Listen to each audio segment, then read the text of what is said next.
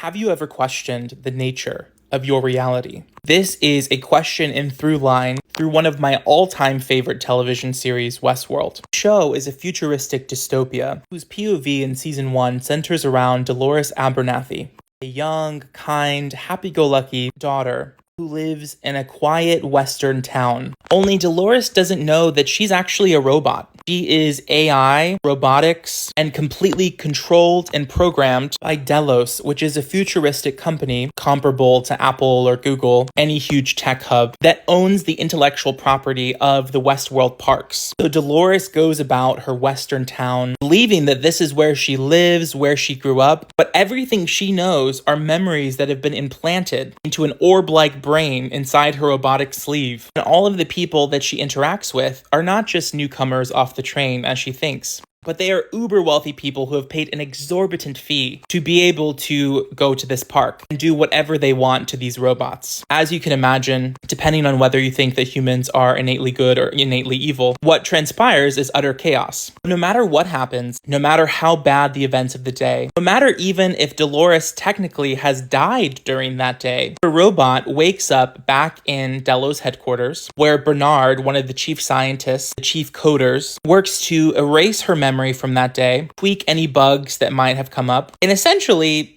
ensure that she is not gaining sentience, which is one of the fears of the park, naturally. Because these people look, act, speak like humans, surely they must be humans. At a certain level of technological advancement, when does someone become a human? We are just all like super advanced biological organisms with like tons of microstructures inside our brain that could technically be replicated by technology. What I find fascinating about the show is that it asks essential questions about free will. As Dolores, spoiler alert, grows to attain sentience, as she gains access to her previous memories, as she suddenly learns all of the things that have been done to her, not only does she learn how to lie to her creators, but she begins to question the nature of her reality. Who's actually in control of her loop, her daily actions? Is it her, as she's always thought? Who actually makes the decisions for her? Who decided to put this here and that there? And who put this animatronic person here? And who decides who gets to come to the park? All these questions start to bubble up. And the show, I believe, is meant to ask us the same questions about our own lives. Because we may think that we are free-willed people,